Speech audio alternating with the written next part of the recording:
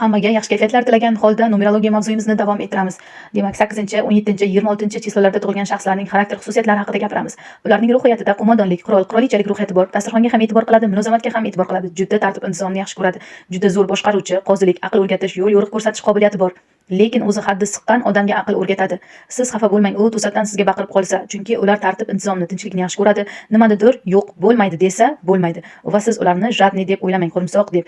Yo'q, ular o'zi istagan, hurmat qilgan odamigagina saxiylik qiladi, hurmatini joyiga qo'yadi. Ular mehribon ota-ona. Bu shaxslarni siz hurmat qilasiz va hurmat qilsangiz, hurmat topasiz ulardan. Chunki ularning o'zi ham juda hurmatli insonlar. Ularni ushlab bo'lmaydi. Ular istasa siz ularni ushlay olasiz. Kel, mani ye degandek xuddi. O'zlarini tutib beradi o'sha vaqtda. Ularda hamma narsa plan bilan bo'ladi. Plan bo'yicha oila, plan bo'yicha farzandlar, pul topish va bu do'stiga bunaqa muomalada, boshqasiga boshqacha pullarni sochib yubormaydi. Juda jozibali, faqat to'satdan baqirib yuborsa, aytganimizdek xafa bo'lishga hojat yo'q, chunki o'sha vaqtda ularni balki mazasi bo'lmayotgandir yoki boshi og'rigan bo'lishi mumkin. Lekin ular juda beg'ubor, sizni hurmat qilgani uchun ham sizni oldingizda o'tiribdi.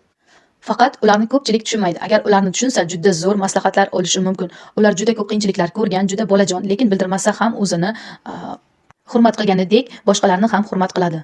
Bo'lar bo'lmas bema'ni suhbatlar, g'iybatlar yoqmaydi bu odamlarga. Jahli chiqsa ham g'iybatdan uzoq, juda aqlli, boshqaruvchi, farzandlarga zo'r motivatsiya bera oladigan va umuman barchaga ham motivatsiya bera oladigan aynan shu shaxslar bo'ladi.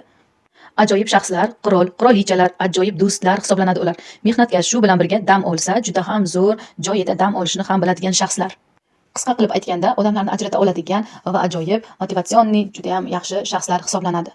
E'tiboringiz uchun rahmat va bizni kuzatishda davom eting.